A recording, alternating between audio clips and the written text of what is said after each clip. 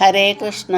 ഇന്ന് ഞാൻ പറയാൻ പോകുന്ന കഥ ശങ്കരാചാര്യർ കഥയാണ് കേട്ടോ. ശങ്കരാചാര്യർ പാവപ്പെട്ട ഒരു സ്ത്രീക്കും അതിൻ്റെ ഭർത്താവിനും എങ്ങനെയാണ് സഹായങ്ങൾ ചെയ്തത് എന്നാണ്.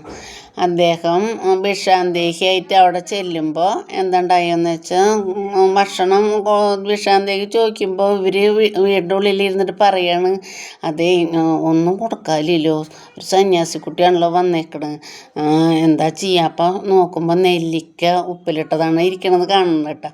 അങ്ങനെ ഉപ്പിലിട്ട നെല്ലിക്ക കൊണ്ടു കൊടുക്കുമ്പോൾ ഇങ്ങൊരു ഭജ ഗോവിന്ദം ഭജ ഗോവിന്ദം ഭജ ഗോവിന്ദം എന്നുള്ള ആ ശ്ലോകം ഇങ്ങനെ ചൊല്ലി ഈ സ്ത്രീ അകത്തേക്ക് പോവുകയും ചെയ്തു.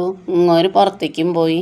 കുറേ കഴിഞ്ഞപ്പോൾ സ്ത്രീ പെട്ടെന്ന് വാതിൽ തുറന്ന് നോക്കിയപ്പോൾ എന്താ കണ്ണെന്ന് വെച്ചാൽ അവിടെ നിറയെ മഴ പെയ്യണം, സ്വർണ്ണ മഴ. ഇങ്ങനെ നെല്ലിക്ക സ്വർണ്ണ മഴ, നെല്ലിക്ക കൊണ്ടാണ് സ്വർണ്ണ മഴ പെയ്യുന്നത്.